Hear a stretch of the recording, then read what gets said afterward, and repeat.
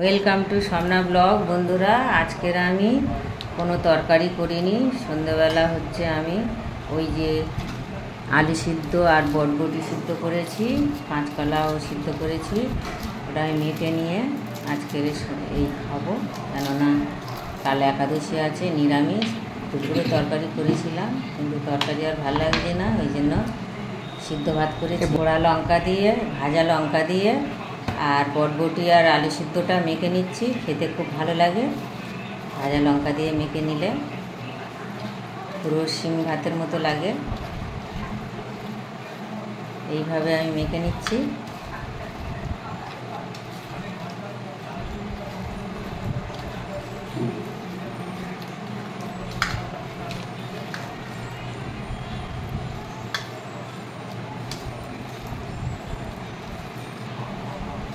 মাখা আমার হয়ে গেছে। এবার আমি কাঁচকলা সিদ্ধটা মেখে নেব, ছালটা এবার ছাড়িয়ে নেব।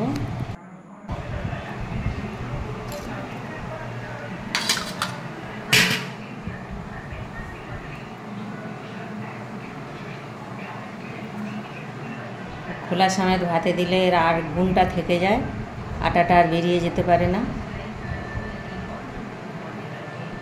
এটা বেশি উপকার খোলা সমেত ভাতে দিলে। এবার আমি কাঁচকলা সিদ্ধটা মেখে নেব। কিচ্ছু দেবো না, শুধু একটু লবণ আর তেল দেবো।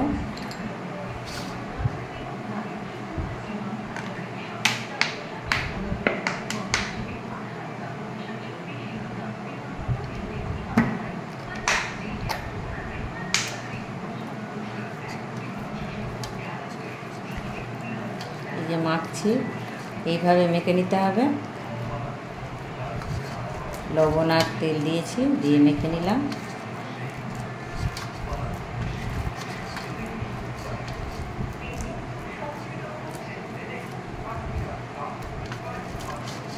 মাখা আমার হয়ে গেছে। বন্ধুরা, আজকের আমার এই পর্যন্ত।